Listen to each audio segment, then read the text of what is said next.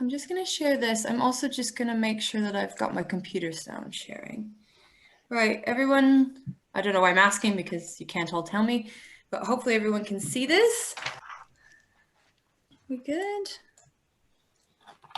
Okay, let's get started. So we have called this webinar Light Up a Life 2020 in Review. What did we learn? For those of you who were with us in June, we did a webinar where we talked about what we thought Light Up a Life in 2020 might look like. And so that's kind of where we got the idea of, well, if we're going to talk about what it looks like, let's talk about what it actually looks like. And so this really is a product of quite a few hospices coming together and letting us know how 2020 did look for them. And so our goal in this really, oh, sorry, I'll just mention the recording bit. Ash already kind of mentioned this, but if you want to read all of this, we can send it to you. We're going to record this so that we can put it up on our website so you can watch it later, as Ash said, to help you go to sleep or whatever you need to do. Or if you've got a colleague who maybe wants to check it out, then they've got an opportunity to do so. So hopefully that's okay with everyone. Okay, that's that one. So back in June, Ash actually mentioned this, which I think is probably worth talking about again. This will be the most important Light Up a Life that any of us will have been part of. The greatest opportunity for the hospice movement to position itself as the organization that embraces its local community and offers the opportunity to remember and celebrate. But how do we do it in a reasonable budget and with success? So this was in June last year. And basically what we're going to talk about today, so what were we on 8 months later? Is that something right? Yeah, just about 8 months later. What we thought 2020 might look like, what it actually ended up looking like, what went well for some of the hospices that we talked to, and what maybe didn't go as well, some of the results, and this is where Ash talks about data, so get excited about that.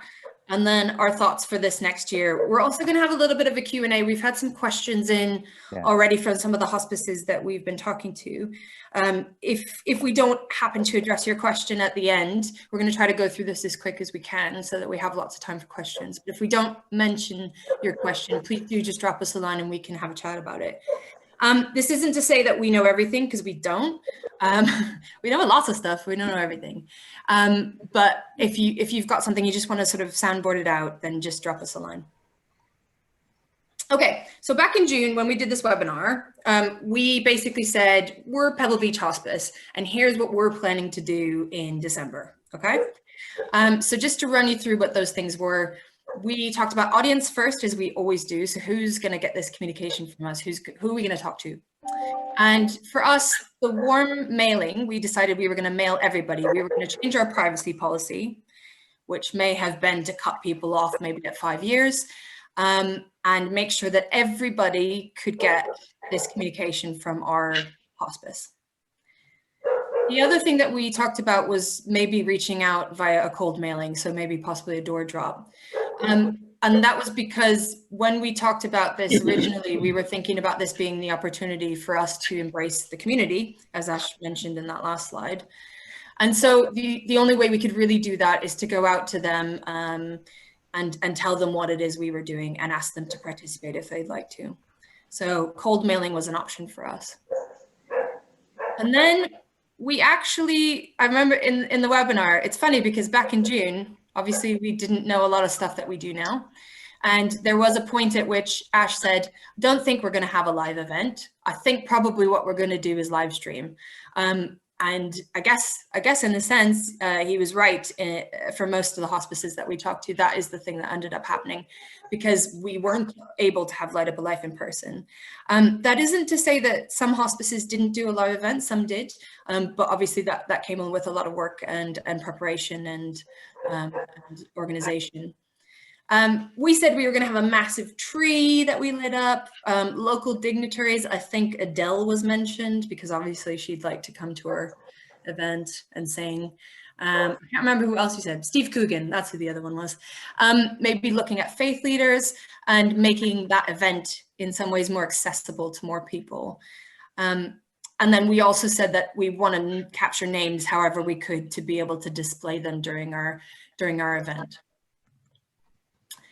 The other thing that we talked about a little bit was Ash's sort of brainchild of a Light Up a Life at Home pack. So how can we get people to feel like they're actually participating, even though they're not physically in a church or a building with us?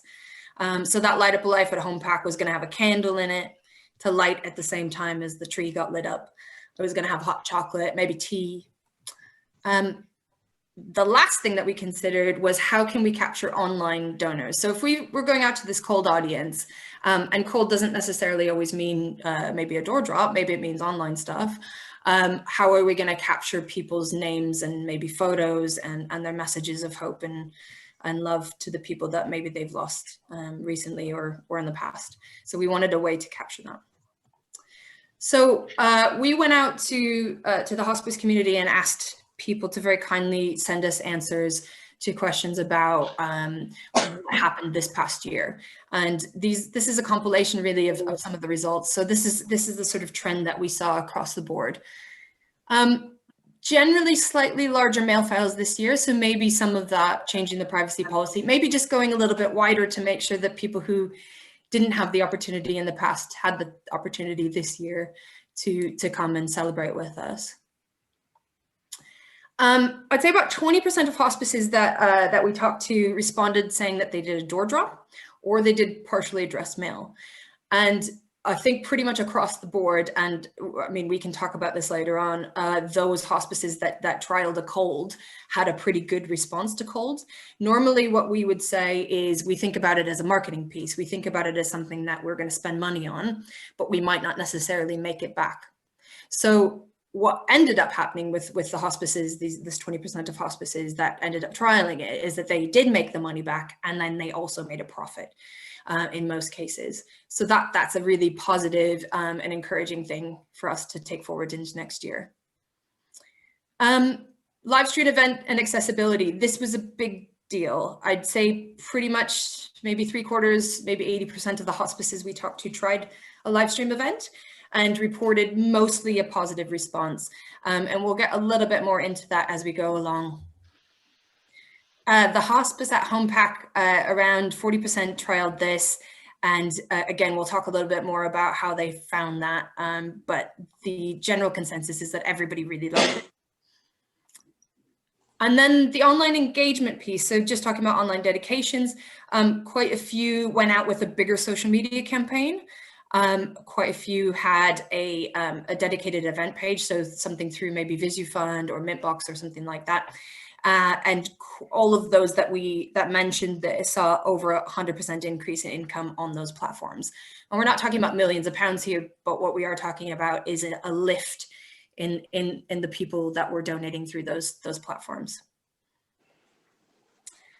So I just wanted to show a little bit of creative. There's a tiny bit of creative throughout this, and I know that it's so individual to each hospice that I thought it'd be nice for people to see stuff, but I don't want to harp on about it because you all have your own sort of unique style and look, and that's very specific to your audiences and what you've done in the past. So it's nice to see what other people do, and we're, I'm sure more than happy, hospices are happy to show that stuff to you and share that. But this is a quote from Michelle, who's at St. Margaret's. She said, "What a lovely thing to do in a horrible year." And afterwards, people called in to tell us how moving the service was, how it made them feel less alone in their grief and gave them comfort. And to me, this kind of encompasses exactly what the whole purpose of Light Up a Life is. It's giving something back to the community and saying, you're not alone. We're with you. We care about you. And we're going to remember those special people that you had in your life. So I just wanted to show a little bit of, I'm not going to show the whole thing, sorry, Michelle, a little bit of their online service because it was so nice. And I've seen quite a few of these services now. They're all beautiful. They're absolutely beautiful. We just thought it would be worth just sharing a little bit of one.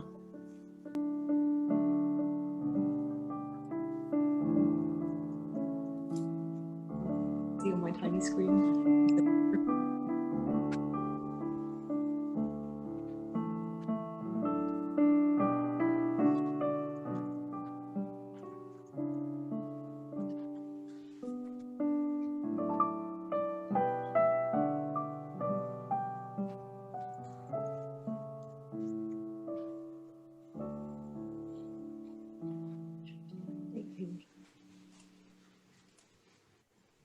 Very special service. And I hate cutting off the right reverend, but I've just done it. Please forgive me. I wish we were well for doing so, and I've done it. Okay, but I just wanted to show that because I thought it was so lovely, and I've seen so many that are so beautiful, and it's such a nice way for people to be able to participate and feel like they're part of something, even though we haven't been able maybe to physically be in the same place this year. So here's some of the quotes that we got back from some of the fundraisers that we talked to. So Veronica over at St. Barnabas in Lincolnshire, everyone could join the experience and was so positive. So we will look to do a hybrid approach this year. And that kind of encompasses what a lot of hospices have said to us, that they're going to try to do both this year if we're able to do an in-person event. The next one is from Isabel Hospice. Our virtual event was very well received. We had great feedback on social media. It was watched by over 2,000 people and had a reach of around 10,000. And again, that's very similar to what we've seen across the hospices. And I know for Isabel, for example, they put on 8 live events every year. So I would imagine maybe they had a tiny bit more rest this year. I'm not sure, but hopefully that was the case. Nice and rested for coming into 2021. And this was nice from Katie over at St. Oswald's. As a team, we picked up the phone and called supporters a lot more this year than we ever have in the past. There were calls to let people know about lights in general. We thanked as many donors as possible by phone where we could, and also followed up to remind them about the virtual event and radio service. So one of the big trends that we saw from hospices coming back to us and telling us what they had done was that everybody was thinking outside the box. Can't actually go to people's houses and do stuff, or we can't actually have them in the buildings that we'd like them to, or at the hospice. So we're picking up the phone. We're talking to people via Messenger. We're doing things in a slightly different way. And I could imagine, and Katie can probably attest to this later on, that people were so grateful to have that interaction with everybody at the hospice. So nice. I mean, we've heard a lot on the news about isolation and loneliness this year, and what that phone call would have meant to some of the people that you were calling, I'm sure was huge. All right, so on the live stream events and accessibility, huge feedback from supporters, mostly positive. In many cases, a wider audience was reached. There was a few examples of where people were talking about how supporters that used to live in the UK who now live in Australia or Spain were able to watch the event, which is amazing and a really nice thing for them to be able to do. Big donations on the day of the event, so the actual live stream day. So whereas most people probably would have sent their Light Up a Life packs out maybe in November or October or even September, on the day, which may have been in December, they also saw a lift in donations, which they would have if they had done their live event. From what I saw, high production values and huge donations of times and resources from local organizations. Sometimes pro bono, sometimes you chucked in a bit to help them out. But across the board, really amazing live stream videos. There were some downsides, and we'll talk a little bit more about this in a bit, but there were complications. There were some phishing attacks, there was some hacking, generally sound issues, which we're all kind of dealing with on a daily basis, sharing screens and that kind of thing. So that is something that we all have to work on for next year. But many hospices that we talked to have said that this is their best Light Up a Life ever, in terms of both income, but also in terms of the feedback that they've gotten from people.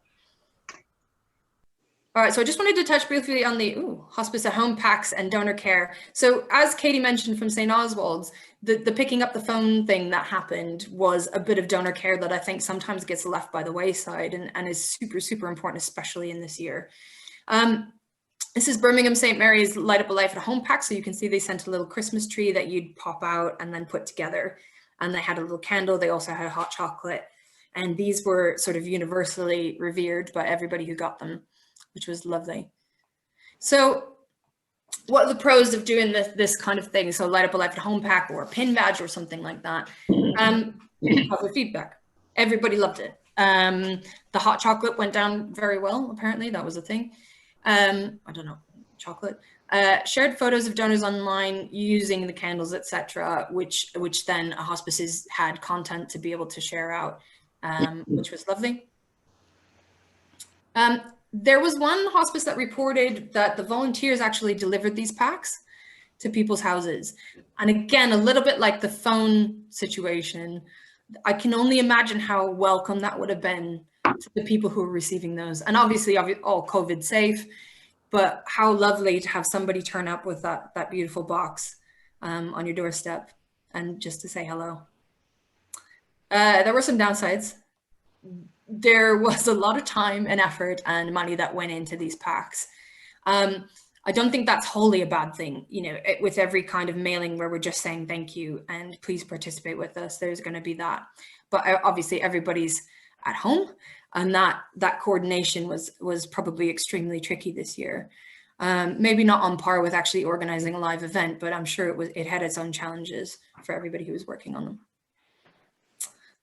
All right, so I just wanted to briefly touch on this, and Ash will go into more detail about the hospices that we worked with in terms of income. So there's a huge spread here in what the income was and how many people were mailed Light Up a Life for each hospice. And as I said, some people tried door drops, so that would have been added into some of these income figures. You can probably see at the top here, the top figure that we had was 140,500. And that was mailed to, I think, around 20,000 people, or it could have been 12, I can't remember now. But then you go all the way down where people are making a bit less, but still, you know, offering a really lovely service and mailing less again. So one of the things that Ash will talk about is this: who do we invite to participate in Light Up a Life through a mailing? Who is it important that we approach for both a donation, but also just to get their participation in what's a really important event during the year? Amy, can I just yeah. say at this point, I think that one of the challenges of looking at Light Up a Life income, and certainly if you're thinking about your own income, comparing it to everyone else's, as we found out when I did quite a lot of work about 10 years ago on Light Up a Life benchmarking, every hospice tends to categorize its Light Up a Life income slightly differently. So for some, it's purely the income that comes from the direct mail pack and donations given in a bucket on the evening. For other hospices, they tend to include other events activity or any donation that arrives after Light Up Life is launched up until Christmas. So it is difficult to compare apples with apples sometimes. So for example, one of the results that's not in here would be Northern Ireland Hospice, with whom we've worked for many years. They've achieved over £200,000 of income. And that is pretty much a pure Light Up a Life income. But there are other hospices, very small ones, who would record a bigger amount. So it's if you're looking to compare your own performance with this, you may not be comparing what you call Light Up a Life with what they call Light Up a Life. Yeah, absolutely. Yeah, that's a really important point. And also, I'm not showing this to say, look what look what you can do. I think the important thing to remember is that everybody's Light Up a Life is slightly different. The offering is different. It's a as I've been talking through this, I've been thinking about how important the donor care and appreciation part of this is. Light Up a Life isn't, and this is what we talked about in June as well, Light Up a Life isn't for everybody. Not everybody in your hospice community is going to be on board with something like this. That's a public display of appreciation for somebody they've lost. It's not a thing. But there's a huge portion of your audience that will be on board with it. We just need to make sure that we are approaching them or finding them and giving them the opportunity to participate. Or as Ash likes to say, we're giving them the pathway and the door to walk through in the best way possible. So just to line up the results, some of the stuff that we've had back from hospices: online donations up by 130%. There's a universal saving on costs in terms of obviously putting on the events costs money. The more events you have, I can only imagine the more costly it is. So the campaign was more profitable for this hospice overall. The ceremony itself was less stressful and was easier to put together than their normal remembrance ceremony. Again, someone saying it was their best Light Up a Life ever. We miss seeing people at the event, and I'm sure how true that is for everybody across the board. But wonderful feedback from supporters. One of these hospices has mentioned that they did a DVD so they could send it out to people. It also had subtitles, which obviously in terms of accessibility is a super, super important thing to think about. Somebody talking about VisiFund down here, increasing their online donations 164% year on year, which is great. And then another one talking about beating their 2019 income despite losing the 10 grand that they would normally make across the actual events. So they were happy with that result. And again, that is a general trend that we saw. I didn't have any feedback from anyone that said, oh, it was terrible, everybody hated it, and we didn't make any money. That certainly wasn't the case. It was almost completely the opposite. Oh, so Ash, some fun spreadsheet time from Ash. Oh yeah. Okay. I shall stop sharing at this point. Again, if you have any questions about the stuff that we kind of went over in that bit, please keep them and add them to the chat function, and Chelsea will be compiling those and asking those later on. Thanks, Amy. Okay, bear with while I just try and go and get this. I'd just like to point out that was 23 minutes, no, 21 minutes. Oh, right. Okay. So I promised to beat Amy's time here and not waffle on for an hour and a half about data. You'll be thrilled and delighted to know. So for those of you who have seen our data model before, apologies, I'm going to spend a very quick amount of time just explaining what it is. For those of you who haven't seen it, we have an adult hospice data model that we use to try and understand where money is going to come from. And the point of that model is to try and predict where the income will come from on a typical hospice database. And that allows us to meet a hospice for the first time, and without having seen their results or seen their data before, we're able to make a sensible prediction about where we think money is going to come from. So that's the point of that's the attempt. That's the point of this. And what we're sharing with you here is these are 5 full hospice data sets that we've managed to get back. They're from some of the smaller hospices we supported for Lights last year, but combined, we have a decent data set. And so what I'm going to do is just basically share with you the headlines that we found about what actually happened in the data sets that we had. So these 5 hospices combined, you can see here we've got a total of 62,958 mailable supporters. So that was our starting universe, okay, 62,900. We ended up mailing just over 30,000 of these, so about 48% of the data we actually mailed. And what you're seeing here is blues are donors who've given £1,000 or more as a one-off transaction at some point in the past. So we will tend to start by assuming they're high-value supporters and looking at their individual giving donation history and making decisions about their communication. Greens are donors we expect to make 2-to-1 or more return investment. Oranges we would expect between 1-to-1 and 2-to-1 return investment, and reds we expect to lose money. So reds are those donors, even for Light Up Alive, for whom we would not expect to be profitable. As you can see, out of the 62,000 mailable donors for these 5 combined hospices, there are 38,500 we're actually thinking are going to not be profitable. So you can already see that there's only 24,000 out of 62,500, nearly 63,000 that we actually think are likely to be profitable in the future. Now that was our starting point. We had to make some assumptions about, as we said, are we going to spread the net wider this year? And as Amy said, most hospices did. So what we've now done is taken this information and plugged it in. So each of these tabs here, each of these columns represents one tab of data. So you can see that in total, we had 6,500 supporters who had previously supported Light Up Alive. There were 1,500 active regular givers who had not given to Light Up Alive. There were then 10,800 general donors who made general donations, but there was no regular giving and no Light Up Alive previously in their donation history. These are all the IMO donors, 13,500 of those. There's no general, no regular, no Light Up Alive, etc., etc. And then the next data block, quite a lot of lottery data in there.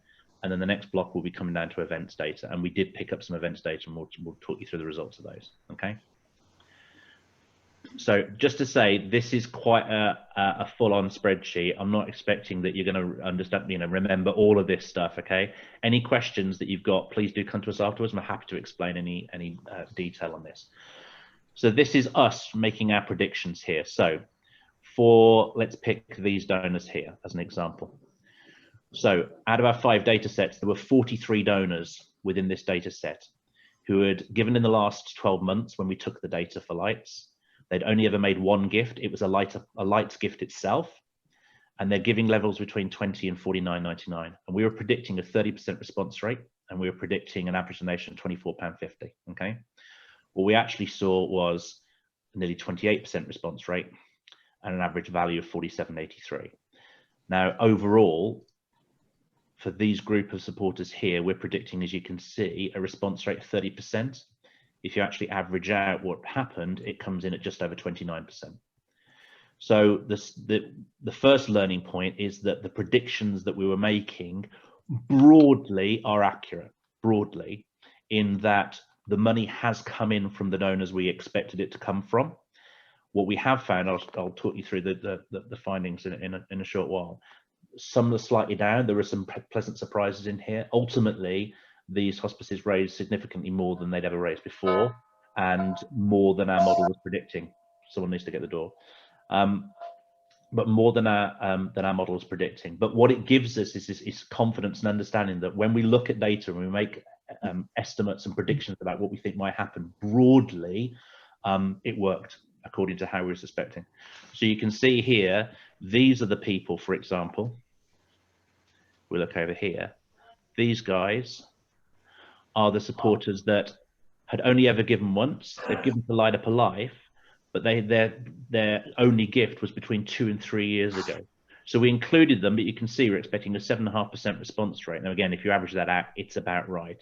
So we didn't get a huge amount of response, but we did reactivate a number of Light Up a Life supporters for this campaign. Yeah. And as you can see, the further you go back in time, so this is a year ago, this is 2 years ago, this is 3 years ago. Here's 3 to 5 years. Again, we did include them, small amounts of response. Single gift Light Up a Lifers beyond 5 years, you can see we did try some and we got no response. Okay, we gave them a go. We gave them the opportunity to walk through that door. They didn't come back in. So again, that gives us learning for next time. It helps us to reduce the mailing file sizes. Where we really saw the response, however, is what we call, if you've seen me talk about this before, is talk about the engine room. And the engine room are those supporters who they've all given recently. They've all given multiple times now. So there's a giving history there. They are multiple supporters. They've given to Light Up a Life in the past. And you can see there's a fairly chunky piece of data there. So there's a significant amount of people in that file there. Okay, so we've got 3,267 individuals in that engine room. And you can see that we mailed these are the response rates we get. So we look at the response rates, the average response rates for these kind of donors are up in the high 30s to low 50s. Average is just over 40%, okay? So if we add up the value, the £63,000 have come in just from that small group of donors. So out of 30,000 people that we mailed, yeah, in combination with these hospices, from 3,200 of them that were mailed, a third of all income came in. So as our model suggests, these guys here in this Light Up a Life engine room are absolutely the most critical supporters. And the reason we talk about that is because often one of the challenges we have with the resource that we have at the hospice is that we have our Light Up a Life campaign, we have our mailing, we have our event, etc., and we make the same offer to everybody. And I know that's one of the questions, Amy, that has come in before that, is actually how do we focus on people that are higher value, and what do we do? And one of the challenges is how do we make sure that the individuals who are going to give us the most money get the best opportunity, get the best service and support from us? And to illustrate that, in these group of guys here, so can we make sure that, again, for these hospices combined, there were 15 individuals who are active multiple givers with high value gifts in their giving history. Now, there was one individual who'd made a gift, a single one-off gift of over £5,000 before. They chose not to give, or certainly they hadn't by the time we took the data for this exercise. But of the 14 that we found who had given between £1,000 and £5,000 previously, we mailed 11 of them, 6 of them responded with an average gift of £770, okay? So there are times when we need to focus on those key individuals and maximize, because we can get one of those individuals giving with the average values, it substantially outweighs getting a much larger number of smaller value donors giving. And if we can only dedicate some of our resource to the conversation, then we need to be focusing on where the money is. And for those of you that have had me talk to you about your own data and talk about this, the individuals data analysis, you'll have heard me say that it's about the pyramid. It's about making sure we focus our energies on the 20% of donors that are going to give 80% of the income. Okay, so there's the engine room. There are the people that we expected to be the strongest supporters, and they were substantially. Here's the next group of people down in terms of Light Up a Life donors. So these are the guys across these 5 hospices that hadn't given for between 12 and 24 months. They've given 4 gifts, different amounts of giving. And again, you can see the expectation. We're looking at 17.5% expected response rate. Again, if you average that out, it's slightly down actually, it's about 15.5%. But you can see from the amounts given here, again, another substantial amount of income from those donors. And as we keep going down the years, as we keep going further down, so these are guys here who have been multiple givers, different giving levels, but they now haven't given between 2 and 3 years. The further back in time we go, the weaker the response rate we expect to see and the weaker the response that we've actually seen, okay? So what that does, it helps us to graduate. It helps us to understand that these are supporters who can just get a standard communication, they get our standard offer and invitations to take part, etc. But they're not worth the investment that people up here are absolutely worth, yeah? So in terms of the value and income, what we need to be doing as a movement, if we were to put all 234 hospice databases together and look at the lights, what we will have between us is a huge lump of data in here. There'll be a huge amount of data, and you've all got it in your hospices. This group of donors here represents, from this evidence, 40% of the total income. And a lot of that income is skewed to the top half of that. So if you can see here, it's just that group of guys there, okay? So it's literally those. So that's 3,000 donors. Yeah, so 1/10 of the audience is worth 40% of the income. So we've got to be focusing on that group. So that's one of the things that this data model allows us to do, is to see a hospice database and go, okay, who are the equivalent of that 10%? Where's that 10% that's going to give 40% of the income? Yeah. Ash, one of the questions which I think is probably relevant to ask now is somebody saying, what is the ask for the high value donors? So one of the reasons that we look at the data in this way is that we can actually see who's given over £1,000 and over £5,000. Yeah. So the price points that we're giving them are relative to what they've given before, but we're also giving them some smaller amounts because, you know, in some cases these are one-off gifts, not in this engine room, obviously. Yeah. But in some cases they've given, you know, they're the person, as you always mention, who's given the check for the family of £3,000. So we give them multiple options, but also include the one that's over the amount that they've given before or similar to the amount that they've given. Yeah, and I think that's, I think it's, yeah, there is again at the top of the pile.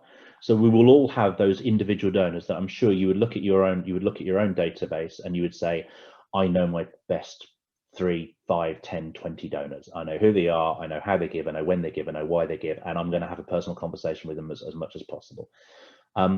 There is then a next strata down, which is your really brilliant high value supporters that you can't have a one-to-one relationship with, and therefore they still need to be asked to contribute at a level that is appropriate for them, and therefore the ask price point would change. And if you've seen some of the work that we've done, there is always the opportunity, again, there's always a doorway that we open that allows someone to walk through at a higher value. If we only ask people for £30 or whatever you can afford, what we'll get is a load of £30 donations and then the odd larger one. If we actually tell people this is what it costs to provide care and here are some different costs, then people have that opportunity. The perfect example of that actually is not a hospice example. We're working with a cathedral in the Midlands who have never fundraised before, and we've delivered their first ever fundraising campaign over Christmas. And as with every organisation, they've suffered income loss because they've had to shut and they haven't got donations coming in. They're not able to sell stuff in the shop at the front of the cathedral. They haven't had a congregation to make donations on the plate on a Sunday. So the appeal asked for inclusion and everyone coming together at Christmas and support the cathedral, but it also asked them to pay for something. And we said, right, we're going to have to put on a lot of small Christmas services this year rather than the 2 massive ones with 1,500 people that we would normally have, and that costs us more money. And the cost of a service, we worked out that the cost of heating and lighting the cathedral and sorting all the musicians out, etc., for one service was £1,430. That was what it cost to put on one of these extra services. And so that was one of the price points that was in the appeal that went out to everybody. The first donation they had back on the morning the appeal landed was from an individual who says, yes, absolutely, of course I'll give, and they gave 1,430. And it was the perfect example because the cathedral had never done that before. So if we tell people what it costs to deliver stuff and give them a price point and give them an opportunity to buy something that they care about rather than just contributing to a larger whole, then the evidence always is that graduates people towards higher giving. And certainly what you've seen here is that the average gift values are higher. So overall, I'll show you the results. These hospices have made more money, largely not because interestingly, because the response rate has been that much greater, and we'll talk about why. It's about the average gift values. Yeah. So I'm going to jump into, I won't go through this in huge detail, you'd be delighted to know, but just some highlights, I think. So regular givers, one of the questions we often get asked is, oh, are we over mailing people? Are we asking people too much? And particularly it's about regular givers. How can we possibly go and ask our regular givers for cash when they're already giving us regularly? And I fully understand that with the caveat that there are times when we need to go and speak to our entire audience and not necessarily ask them for money, but give them the opportunity to give to a cause that they love. So the conversation with regular givers is very much about the fact that we love you because you're a regular giver. You do what we've always wanted you to do, and that's fantastic.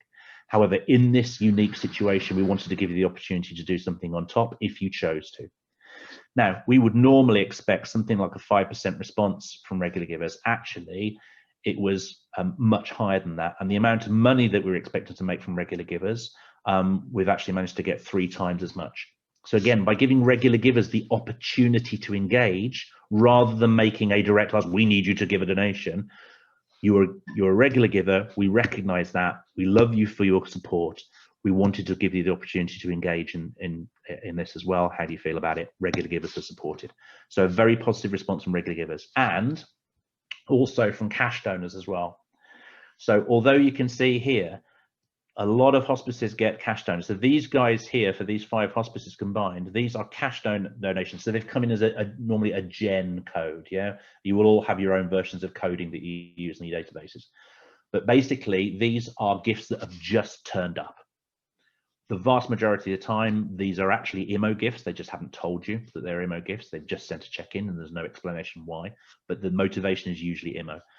So what you've got here is 550 people between these 5 hospices that have just turned up for the first time, given some money. We're expecting, as you can see, a range of response rates here, and this is what we've actually seen. So we've seen lower value response rates, so roughly around 5–6% overall, but we've managed to get a second gift from these gen donors and therefore managed to make substantial ROI. There's a good example. So between these 5 hospices, there were 9 donors who had only ever given once. It was a cash gift, check, etc. Of 4 figures. Yeah. Of those 9, 8 of them were mailable. 2 of them responded with an average value of 550. One was 100, one was 1,000. Okay, so again, because we've got the higher price points, we've given people opportunity to come back in the high level. We've now got donors who are now second donors. Okay, so next time we go and get this data set, they will be second donors with a high value gift in there as well, and therefore they lift themselves up the profile and they make themselves more likely to get a higher value and bespoke approach. If we go and look at the engine room here, again, you can see quite substantial blob of data there. Yeah, and these are people that have given in the last 12 months, they've given multiple times, they've given different value levels, and you can see right up at the high end. Interesting, the amounts here, if you notice these amounts, there's always a spike between 20 and 49.99, and then it drops because less people naturally give 20 or 25 pounds if they're not being prompted to give. Less people will drop down to a 50 pounds or 75 pounds gift, and then it goes back up again, usually for 100. So there are certain comfort zones that people have in the amounts that they feel they want to give, and it's either a reasonable 2-figure, or if they want to go to 3 figures, it's almost always 100 quid because that's the first 3-figure gift. But it's a 3-figure gift which feels much more substantial. 100 pounds feels like a bigger thing than 95 pounds. So people give 100 pounds. So one of the things we're always keen to do is to make sure that when we have a range of price points in the appeals, even with Light Up a Life, we're giving people opportunities to jump in and buy some care that we're talking about at the kind of comfort zone levels that we know people like to give. Yeah, we need to give people these options. So again, the interesting bit here is the higher value, and this is what Amy was saying about these are donors that have sent in checks of over £5,000. There were 14 of them, 7 of which were mailable, 4 of which responded, but the average value is only 187. Well, I say only £187, but considering that previous giving history, you might have hoped for more. If you look at the average donation, we're actually predicting £150, however, because again, all this history, we've got 14 years of this now for cash appeals.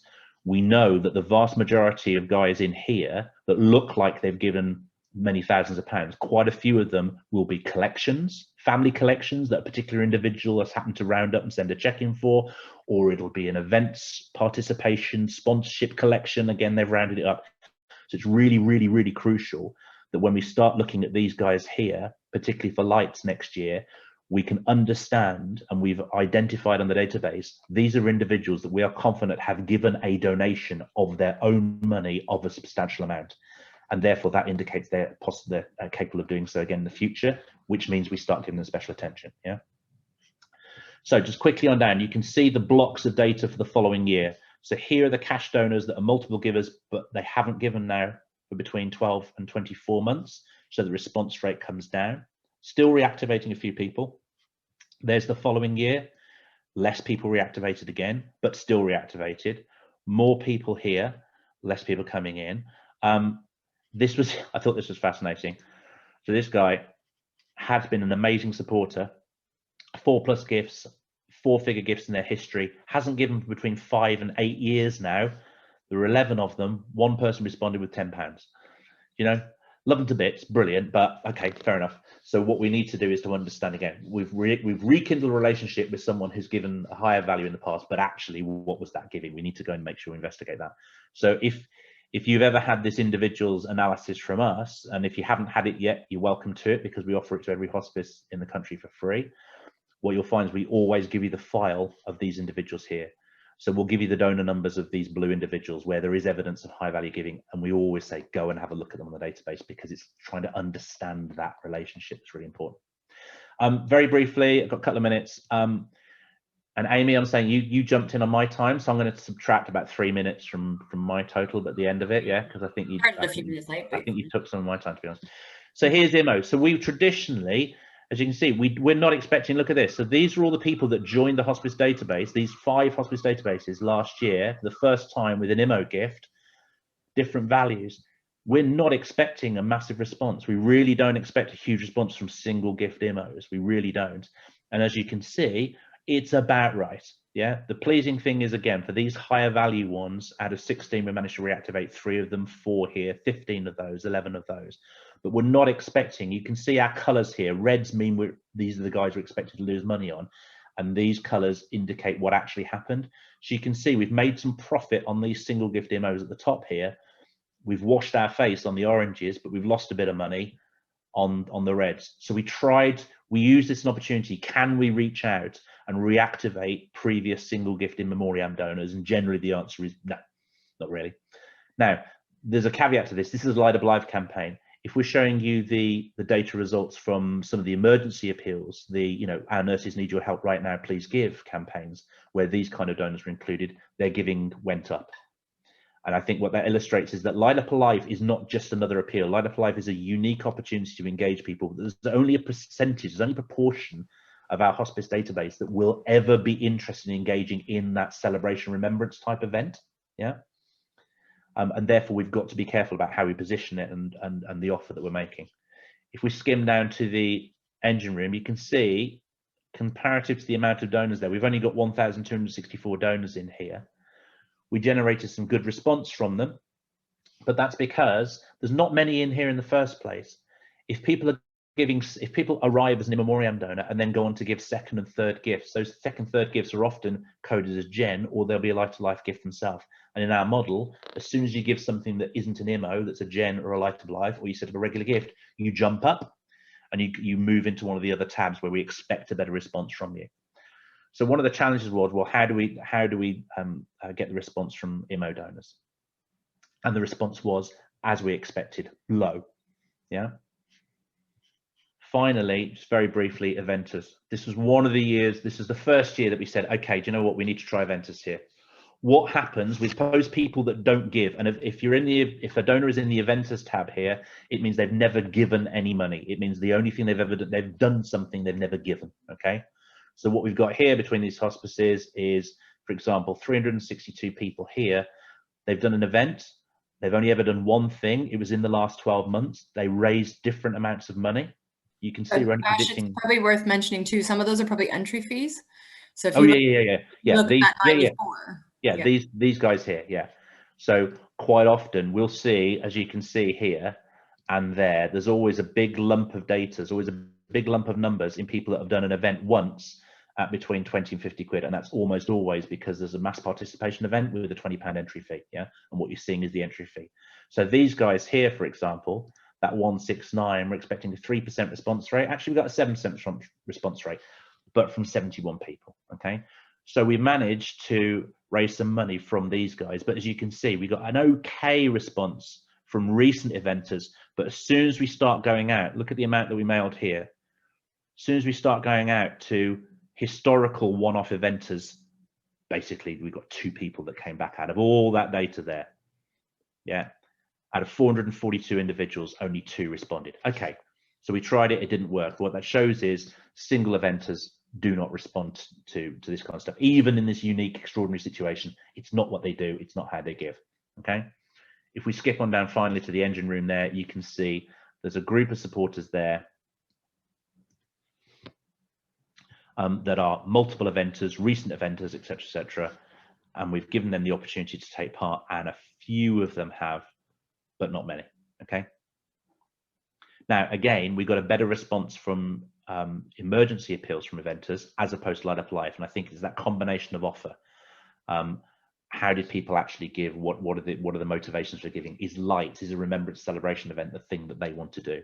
And one of the challenges we've got here, guys, I think, is that if just a final point, if we go back to the Light Up Life engine room, we know we're getting our best response from here. We know that, and we all know that the previous Light Up Life.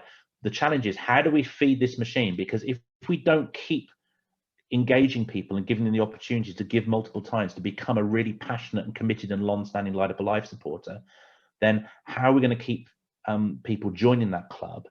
Because we can see here that there's attrition. All these guys here were multiple Light Up Life donors until a year ago, and then they dropped out. And these guys dropped out 2 years before, and these guys dropped out 3 years before, and these guys dropped out 5 to 8 years before. So we've got to keep giving people the opportunity of walking through the Light Up Life door for the first time, even if they're not existing Light Up Life donors. So when someone arrives as an IMO or arrives as a Gen, we need to make sure that there's an opportunity to say, this is this fantastic thing that we offer to our entire community, and you're welcome to attend. Because what the evidence is, once people come in and once people join Light Up Life, they're much, much, much more likely to come back again. So we've got a challenge there about not just going, oh, here's Light Up Life, by the way, and if you want to, that's fine. I think certainly the first time we reach out to an individual, we've got to really make a big sales effort to get them through the door and to get them participating in Light Up Life. Because once they've been there and done it and they understand it and they get it and they get the vibe of it, I think that it makes a much more substantial difference. Okay. Right, I'm going to stop sharing this now, and I've just got a couple of very quick slides just summarizing what we've talked about. While Ash gets that up, there's been a couple of questions about price points. I will just address this briefly. I mean, ultimately, what we're saying here is there's no right or wrong answer. All we can really say is, based on our experience, we know that this thing happens. I will address this question as a donor as opposed to a fundraiser, because I have been talking about this. Everybody's heard me talk generally, but also in meetings and stuff. I've been banging on about this for the past year. It makes me annoyed and also just a little bit sad that if a charity really needs something, so let's say it's Fair Share down in Sussex here, which I have been supporting this past year because it's a food bank and that's a really important thing here. If they don't tell me exactly what they need, I don't know what to give them. So if we're talking about whether it's a list of stuff or whether it's an actual price point that says this amount of money buys this amount of meals for a family here in Brighton, I want to know what that is. And I'm probably not the only person who feels like that as a donor. So if you're not sure about what the price point should be or whether you should have them, I just think being really open and honest about what the charity needs, especially this year and possibly into 2022, is super important. That transparency is appreciated, and we should be open and honest about what it is we need as charities. So that's just my 2 cents. Not necessarily right, but just something maybe to certainly no. So for Light Up Life, but certainly from the review that I worked on, we did 3 full years of reviewing activity for Lights about 10 years ago now, and the evidence was there. Then if you're a hospice that asks for £5 to cover the cost of a candle, you get an average donation of about 11 quid. If you ask for 10 quid, you get about 14 average gift. If you don't ask for anything at all and just let people choose what they want to do, the average gift is about 19. This is 10 years ago, so they've gone up a bit by then. But for those hospices that actually said, if this is Lights is about celebrating and remembering, but also about funding the hospice care that's made these amazing moments possible. Here's how much that nursing care costs, and now choose what you want to give. The average gift jumps up to late 30s, early 40s. And so it's really important that we don't forget that the point of Lights as a fundraising exercise is to fund the nursing care. So let's talk about what the nursing care costs, because that's what's going to motivate people to give. Right, very briefly, let's look at the time, 10 to 11. So just headlines here. So last year, these 5 hospices combined, again, they were all smaller hospices with smaller databases, much more of a challenge to get out there and deliver. Combined income last year of 119,000. We mailed 30,750 donors, which was just under 50% of the available data. Now, our model predicted, and we never stand behind the model in terms of money. We never say this is a guarantee of the money. We say this is where your donor pyramid is. The pyramid absolutely works. The money came from the areas of the database that we expected it to come from, but it made more. We were expecting 132,000. It actually made 187,500, which is 151.5 from direct responses and 36K coming in from other channels in response to the campaigns. Interestingly, the response from previous Light Up Life donors actually went down slightly against expectations. However, there is a caveat there, I think, in that Light Up Life donors are always going to be, for us, in our model, their best cash responders as well to a donation appeal. And all of these hospices, or one of these hospices had at least one emergency fundraising campaign where the Light Up Life donors responded incredibly. So I think there is an element of people contributing their hospice money earlier in the year to emergency campaigns, that when Light Up Life came along, there were certain individuals who'd already done their thing, and therefore there was a slightly depressed response. But Light Up Life Engine Room was still the star of the show. 10.6% of the donors, 41.6% of the income. Regular givers 3 times at expected levels. Gen Cash donors 2.5 times expected levels. IMO donors are still tough, and we've all got this issue. We've all got loads and loads of them, but they don't give very well. So we've got to be really thinking about, do we spend money on them? Excuse me. Asking that, do we keep bashing away at this, or do we have a program where if you are a single gift IMO donor under a certain financial level, we will only actually spend a much shorter amount of time trying to communicate with you and giving you stuff and newsletters and Christmas cards, etc., before we go, do you know what, we're going to stop, okay? Because all the evidence is they're not going to give again. So we've got some challenging decisions to make. It's almost like we want a lifetime value model. If someone comes as a one-time IMO, if they all of our evidence suggests if they haven't given a second gift by the end of their first year anniversary, they're very, very, very unlikely to. And we would only keep them in a mailing program, in a communications program, if there's decent value there, because basically they've paid for the extra comms that we're going to give them. Yeah, so it's still a challenge. And event supporters, I mean, it's a little bit better than cold. Honestly, a little bit better than cold. We mailed quite a few event supporters this year. We got 1.5% response rate. We got a return investment of just over 1. So we just about washed a face. Yeah, on that.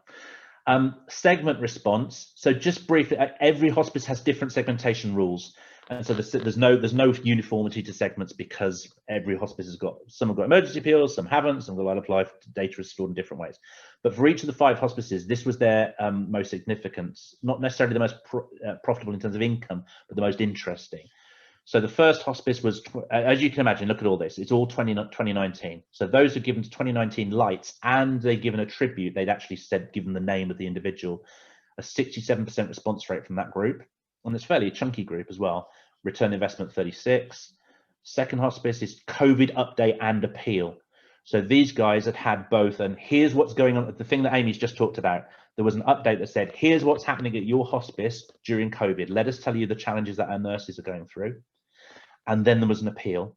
And those people who received the update and given to the appeal, there was a 68% response rate with a 42% ROI. This hospice here, the Light Up Life data was split into different segments, but their most interesting was the high value fighting fund donors who'd given at £200 plus. So there's a 25% response rate. Those people who are giving larger amounts, who are giving multiple amounts, they're there because they're more connected. They believe in it. They want to support local hospice care, and they're prepared to put their hand in the pocket of a decent amount and give. And so by doing that, they're demonstrating they're interested for you. So therefore, that's where that focus is. And look, there's a 95 to 1 ROI. And then the last two, 2019 Lights donors, 56% response rate, 33. And this was the most impressive one, 2019 lights responders, 79% response rate. And that's not just from 10 people, that's from a segment of a couple of hundred people. Yeah, so 79% of those individuals responded with a 65 to 1 ROI. Okay, that's enough. Amy and I talking at you. Now it's Q&A, and we can go on for basically, if you need to leave at 11, of course, that's fine. You can come back and pick up the recording if you want to. If you'd like to ask a question, please use the chat function. Just tell us in. If you've got something really amazing that's really relevant that you want to share with us, that's fine. If you just put your hand up, so you can use the raised hand function in the chat function, and we'll come to you if we can. Apologies now if we can't for time. And what's next is if this is relevant to you and this is sparked some interest and you'd like to come and have a conversation, you're welcome to do so. We can talk to you about your lights, we can talk to you about your data, and if you're happy to share your data with us, we can plug your data into this model and show you how your hospice did as compared to this average. Okay. Right, so I'm going to stop sharing, so we're all back on screen now. Questions? Questions? I'll just answer the last one that was just up. Did people charge for the hospice at home packs? No, not in all of the cases that we worked with. The hospice at home pack was sent in response to a donation. So, I mean, no, they didn't pay for them, but they were given as a piece of donor care after a donation to Lights. Yeah, okay. And for the most part, I mean, there may be some hospices that did charge, but I don't know. That helps. Chelsea, do you want? Have you been checking these? Hello, my Chelsea. time to shine now. You two can stop talking. Sorry. Right, I have some questions that we were sent in previous to the webinar. Okay. One of them is about the date of the event. So this hospice currently does their Light for Life on the first Saturday in December.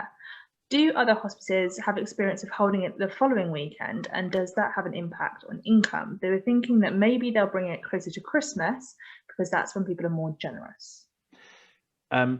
Okay, so the answer is there is no solid answer to that. It depends on you. I can give you some data from, again, this Light Up Life review that we engaged in quite a few years ago. The evidence was that the hospices that made most money on Light Up Life were the ones that had the latest date. So the further towards Christmas you go. So Ellie, for example, is part of a team used to be at Northern Ireland Hospice. Ellie, I know that your event was right up, it was like the 19th, 20th, 21st, that kind of date. And therefore, that was the biggest demand. However, big caveat on that, in that if you extend your lights campaign and your lights communication and take it right up to Christmas, then of course, any income that comes in, you're going to associate and you're going to allocate to lights, which makes lights look bigger. There are plenty of hospices that have their lights activity at the end of November that finish lights, and all the evidence is that you basically, your lights money stops as soon as the event happens. Yeah, obviously with online there's a bit of extra stuff coming in, but pretty much events income stops once the events happen. So there are hospices that have the earlier lights campaign and then have a Christmas appeal. Yeah, people want to give to charity in December. It's the biggest giving month. 21% of UK adults give. About 20% of all UK giving is given in November and December. Yeah, so it's a really important time for giving. So if your proposition and if your offer in December is lights, you'll make more money on lights. However, if you've got a Christmas campaign, what our evidence is and our experience is, you can have a successful lights campaign, park that, and then move on to Christmas. Yeah, it is a challenge, and one of the concerns and worries is, oh my God, we're bombarding people. And it really is a case of, quite often there's, you know, especially when, you know, out of COVID, we've had a busy events program. We get into September, there's a huge newsletter that lands with a raffle in it and Christmas cards. And then we want to try and sell Light Up Alive. And then we want to get into Christmas. And, you know, it's a Q3 in the year is a really busy time for us. But as long as that communication is there, and our approach is we make sure that when we launch a Christmas campaign where there's been lights, for those people that have responded to lights, we'll take a responder file to lights right at the point of going to print on Christmas. And there's a segment in Christmas that says, hey, you've just given to Light Up Alive. That's amazing. Thank you. This is our Christmas appeal. And what you'll find is that the people that respond to Christmas are the people that gave the best responses to Light Up Alive. Yeah. And I know there's a few hospices that deliberately pull Light Up Alive donors, even people that the cell of donors that have been asked for Light Up Alive, they'll then be excluded from Christmas because there's a worry about overmailing. We wouldn't agree with that. We would want to have lights donors into a Christmas campaign, but we want to make sure that we're talking to Christmas donors in the Christmas pack. We're talking to lights responders. Or if someone's been given lights and they haven't responded, there's a caveat in there that says, hey, I know that you've had Light Up Life. If you've recently responded, that's amazing. Thank you. But we really wanted you to see what we're doing at Christmas. Yeah. Charles? Okay, next question. This person has sent in 2 questions. The first one is, how are high value donors communicated with differently for Light Up Life? And if they are communicated differently, how do they do that? It depends on you and your hospice and your team and your resource and how friendly your chief executive is sometimes. Again, if we think at the top of the pyramid, in an ideal world, we'd have personal one-to-one relationships and communication with our best supporters, would we not? And we, in normal years, we'd be inviting them in. So in previous Lights campaigns, we've had the very, very high value segments where the chief exec has actually invited the individual in an hour early before the event starts for a little schmooze and a glass of something and a mince pie, and then please join us for Light Up Life. Yeah. High value donors, if we're just using mass communication, they will get a higher value ask. They will get perhaps an extra thank you, another inclusion, a letter, an opportunity for personal engagement, an invitation to a summer event, etc. the following year. One thing that's been interesting that's happened here in this year is a few hospices have set up kind of meet and greet opportunities on Zoom. I don't know if you guys have done that, where a few select individuals have been invited to come in and hear from the clinical team about the challenges that they've been facing, and to hear an update from the chief exec in terms of, right, here are the problems we've got, here's the financial situation in 2020, here's the challenge we've got for 2021. You are some of our best supporters. We'd like to invite you in. I think the key thing for Lights is that no matter whether you've got 10 quid in your pocket or $1 million, you're there at Light Up Life because the hospice has looked after someone you love, and your motivation for being there is exactly the same. You've just got more money to give if if it's in your pocket. And so our responsibility as fundraisers, for me, in my view, is to open that door as wide as possible. I'd love everyone to come to Light Up Life, and you know what? If someone's passionate about it and wants to turn up and take part, and they haven't got a penny to give, that's fine with me. I'm delighted to spend the time and resource to enable that remembrance, celebration, engagement for them. But as a fundraiser, I've got to commit more of my resource to those top donors. Yeah. So at the top, it's personal contact if we possibly can. And where we can't do face-to-face, we can do this kind of stuff now until it's safe to meet people again. But we could also make more of an effort to have highly personalized, even topped and toweled, handwritten outers and all that kind of thing, little card in there, thank you so much, blah, blah, whatever it is. Yeah. It's just putting the effort in at the top. Right. Charles, can we do like lightning round questions? To answer the question, it's supposed to, so guys, I lobbied for this to end at 11:30, but I know you're busy, and it's good to keep Ash on a deadline. So and myself. So let's get through as many questions as we can, Charles, if we can give us the quick one. Oh gosh, a quick one. Okay, what do you think is the most essential thing to have in a DM Light Up Life pack that you're sending someone? So BRE. Yeah, apart from that. End of. That's it. Just a BRE, just an envelope with a BRE in it. I think there's a question of whether letters with an extended A4 letter is better than having a letter with a different form. It depends, I think, is the answer. There are if I go back to my time many centuries ago working for national international charities and doing kind of 1 million mailings at a time, we've tested all this kind of stuff in terms of letter length. The scary thing, guys, on letter length is that every single test I've done, long copy wins. Yeah, so 2-page letter always beats 1-page letter, 4-page always beats 2-page. I've even tested a 12-page letter against an 8-page letter one time and 12-page one. Yeah, it's about no, try that one.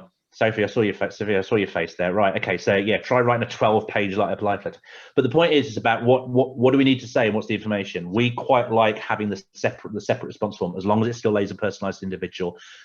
It's trying to create that individual communication. Drop forms, which is the A4 with the form attached to the bottom. That's fine, but it's very much more of a marketing communication and less of a personal communication, in my view. So while I've been comfortable having drop forms on emergency appeals, because that's much more of a, guys, we're here, this is you, this is us, there's a problem, you're part of the solution, give us your money, and therefore that functionality is understandable. I think for Lights, it's much more of about an inclusive proposition. Also for us, with lights, if we're doing a company leaflet that says, actually, here's the list of events, or here's the dates and times that you can turn up, quite often we've produced a take one of those, which has got a blank form. So it actually makes sense to have a separate form anyway. I think the big thing that Ash is saying is, if you think about the stuff you get in the post, so we're all at home now, the post coming is like a big deal, like as it wasn't like a few months ago or like a year ago. So think about the stuff that you like to receive in the post. If you get all of those leaflets for like carpet cleaners and Dominoes and all that kind of stuff, it tends to go straight in the recycling. If you got a personalized communication, a personalized letter from someone, it's going to hopefully be read by you. And so I think we tend to use that principle when we're looking at Light Up a Life. It's not to say it's right, but you know, think about the stuff that you actually prefer to receive in the post. Certainly, I know there was a question about leaflets against full letters and DM packs. The only evidence I can give you on that is we've tested a lot of cold, for example, and our preferred approach is to depersonalize a warm pack effectively and to create a cold pack. It's perceived, it's taken as direct mail much more than an impersonalized approach, to such a point that we get people complaining about the fact that we've sent them a letter and where do we get their address from, even though the fact that there is no address on there, it's just a dear friend, because it's perceived as having come through the post. We have tested that, okay, how about we take out the cost of a full direct mail style pack, yeah, and just produce a take one leaflet with a self-seal lick and stick kind of form that comes back, etc. Yeah, and we tested significant numbers, you know, in the hundreds of thousands, a split test, and DM Pack thrashed it, absolutely three times as successful. So even though it's cheaper to produce a simple leaflet, the response and the return on investment comes from personal communication. Okay, another quick one. How important do you think it is to have tributes from previous years in the body of the copy of the letter? Very, if you can do it, as long as you're comfortable that you can manage the data. And it's always the data management issue that's the problem, because you've got to make sure you get this stuff right. You've got to make sure you data capture it correctly. You've got to make sure you pull it from the database from last year correctly and insert it into this year. The other thing is, and this is important because we see this data set a lot. You know, if let's say somebody's been collecting names for 20 years, and they have been putting those in the response device where there's space for it, and then you pull it through the letter and that's the one you don't catch, it looks rubbish. And this is all about making sure that you understand how you've managed that data, how you've captured it, so that when you're going to bring it back to somebody, they don't feel like, oh, that's just a copy and paste job into a field. So yeah. I personally don't think in the letter it's as important, because it has to follow along the narrative of the person who's writing to you, and how would they know those names, and do you know what I mean? So like there has to be a logical sense that person would be able to pull, you know, in some cases 10 names or messages from the data that you've captured before. So I personally think, yes, very important if you can capture it, very important if you can put it on the response device or something. So Northern Ireland, again, they used to put it on the tag. So they had a tag that would go on the tree and that would get lasered on. I think, Ellie, I might be talking total rubbish, but and that's nice. That makes sense. It makes sense that those names would go there. So I think as long as logic is applied to how you're going to do it, then... Just to clarify, what we did was we actually emulated the tag in the letter. So we had like a sort of like a visual of last year's tag, and that's where we put in the up to 10 names and the message. So we transcribed everything. It wasn't just the name. It was everything that you said, you know, everything that, you know, you wanted to share. And that's what we put back to the donor, and we did it in the letter. And that data entry challenge is absolutely massive, though, isn't it, Ellie? I mean, there's a real challenge about data capture and entry, and a responsibility for checking and make sure it's right. Because if you get that wrong, then, you know. But we never, hand on heart, we never got any negative feedback whatsoever, and we were dealing with thousands of messages. We had a really good, skilled supporter care team who are amazing, were amazing, you know, who absolutely, you know, stuck to the brief, and we were so careful about accuracy as well. There was a lot of sort of investment of time, but it really did, it paid off. It resonated. People responded so well to it. The fact that, you know, you were talking to them, they had shared their most heartfelt feelings, and we were able to communicate that back. It was so powerful. And that's it. If you can do that, again, that person relationship, we've remembered them. this is what you said to us last year or the year before, and here we are, and we remind you of that, and here's what you like to do. So if we go back to the supporter and say, hi, Mr. Smith, last year you remembered Uncle Fred and Auntie Flo and you gave £40, would you just like to do the same thing again? In which case, we've already printed the form for you, just tick the box, then they're going to tick the box. In hard stats terms, we would expect that where we're preloading that information about tributes or messages or names, etc., from the previous year, we would expect from that cell an increase of 20% response rate. Yeah, over the audience have done that where we haven't captured that data. Sorry, the other thing just worth flagging there was that we also used those inscriptions within the event itself. So they were all projected up on the evening, and I'm sure lots of people have done that. But again, that was incredible in terms of the reactions that we would get to those, inscriptions, and the fact that they would go on and on and on, and people would stay behind or go back and, watch the presentation itself. It was absolutely incredible. Cool. We don't really have any more questions that kind of we can answer. There's been some questions that have been put in the chat, which are kind of for the other hospices, really, in terms of like what people do in their book of honour and that kind of stuff. I mean, that's not really our advice to give. I mean, whatever. I think the hospices. Yeah, I think that everyone's got their own style, and I think what works for one hospice might not necessarily work for another. There are some hospices for whom they have books of remembrance and they have collections. I think that quite a lot of the time your history will define what you do in the future, and that people have got used to something, and there's no point in suddenly chucking it out and going, oh, let's all do exactly the same thing because the data says that this is what works.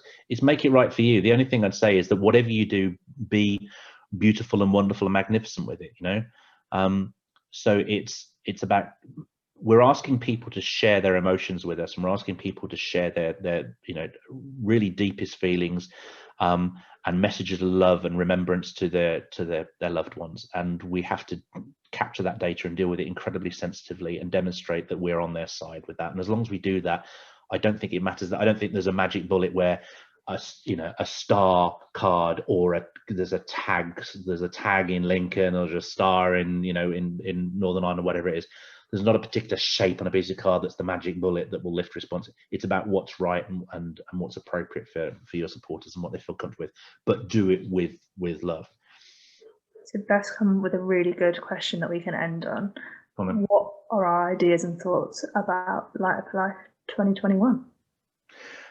Yes, absolutely. And Claire, I've just seen that you've been sharing some stuff. You're completely right. Challenge for 2021 is expectations about doing both virtual and physical service. I completely agree. So we started in June last year. We sat here and gone, okay, guys, we think it's going to be virtual. Some places live streamed, a lot of places pre-recorded. So that's Margaret's broadcast that Amy shared briefly. That was a pre-record. That just seemed to be a lot easier and a lot more manageable. What we found is that there is a significant group of people that have said, oh, isn't it brilliant to have this that you can actually sit down and watch on the web, because I don't have to go out in the cold and the dark and get a lift, etc. So Claire, I think you're absolutely right. For me, 2021 is definitely virtual. Absolutely 100%. We have to have a virtual offering, and I think that's a virtual service, and I think there's virtual fundraising, online fundraising, trees, stars, whatever it's appropriate for each hospice, and we've got to do that. And if I was back as director of fundraising for an adult hospice, I'd be working on my lights campaign now. I'd start to put those plans in. I'd want to talk to the people who delivered the event. I'd want to talk to the clinicians, what worked, what didn't work, capture that knowledge and information, and let's put a plan. I know it's a pain in the what's it really is to start thinking about planning for Light Up Life, and we're in January, but you know what, you've got to do it sometime. So let's just do that while it's fresh. I would just put that in. What do we think? Let's make some assumptions about what we're going to do. Let's start thinking about our web provider, our media provider. What if we had sound issues? How do we deal with that? Let's get local. There's no time. Work's got to be done anyway. So let's get this done. So I would be absolutely focusing on virtual. In terms of physical, I'm still like all of you guys. You speak to your clinical colleagues, all the time, and get the kind of latest sense about what's going to happen. I don't think there's any guarantee that we're going to be able to have mass gatherings, certainly indoors, by the time we get to November, December. It seems likely that we'll have more freedoms and less restrictions, and that's great, and we'll enjoy those. But I think we've got to assume that virtual is definitely 100%, and then we make a decision later in the year about what we're going to do in person and physical. And bluntly, if I'm being a cynical, hard-hearted fundraiser, I'm going to look at my database and I'm going to think, right, if I can only have 100 people rather than the normal 500-600, let's say, if I can only have 100 people, which of the 100 people I want to make sure are there? Because do you know what? They're the ones that have been the most amazing supporters to us. I want to give everyone a wonderful service, etc., etc. But if I can only invite 100, I'm going to want to focus on those people that have demonstrated with that's where the giving comes from. Yeah. And just on those 100 as well, you have to kind of think about the database that you have and the demographic that you have. And even though the vaccinations obviously are going around at the moment, you don't want to invite loads of elderly people into a confined space together. Yeah, and I think there'll be a lot of self-selection. I think that, you know, for years there's going to be a lot of people that just won't feel comfortable about coming back to that kind of thing, and we have to be, you know, accepting of that and saying, okay, fair enough. How do we open another door for you? You know, there's another challenge to open another door. Guys, we're going to finish there if that's okay. We're just coming up to 11:15. I hope that was useful for you. There's a load of chat and conversation. I would suggest that, you know, this is a chance for sharing. I know that a few of the guys from Hospice Income Generation Network are here. They're the forum. That's you know, this is how the Income Generation Network really excels, is that they're that collecting point, and their website, and you can all go there and you can share ideas. So that if you've got any kind of amazing bits of knowledge and experience, then absolutely, please share that with Higgin. Share it with us, but share it with Higgin, because it's about disseminating that. If we could all share the best thing that happened to us this year that other hospice fundraisers can pick up and use next year, well, then we're all going to benefit from that. So please do that. For us, if you'd like to come and say, hang on, there's a thing about my hospice that I'd just like to chat to you about, that's brilliant. Get in touch, drop us an email. You know, we're all just first name at pebblebeachfundraising.com. So just drop us an email. Let us know. We'll come back to you and we'll have a conversation. Equally, sorry, I'm probably preempting what you're going to say. Equally, use each other as resources, because there's so much knowledge and experience and wisdom in this group of people that was just here. And you know, in all likelihood, they will have done what you've tried, what you're thinking about trying, or vice versa. And there's so much that can be gained from, you know, just having a chat. And I'm sure you do that anyway, but it's just worth reiterating. And final thing to say for those of you remaining, if you'd like us to look at your data, if you want us to take your data set and your Light Up a Life response file from 2020, plug it into the model and bring it back and show you, said, okay, this is who's responded and this is how this compares with the average of all these other hospices, we're happy to do that for you. So just come and give us a shout and we'll sort that out for you, okay? And I've just stuck this up here. Our next webinar is going to be on the 25th of February. We're going to look at Christmas a bit like we did last year. What does Christmas look like? How did it do? And hopefully, I guess some of them will have Light Up a Life data that compares to the Christmas as well. So there's that information to go through. Another Thursday, 10 a.m. Okay. So hopefully see you there, guys. In the meantime, have a fabulous Thursday. Enjoy the rest of the week. Enjoy the weekend. And we'll catch up with you really soon, okay? Bye. Bye.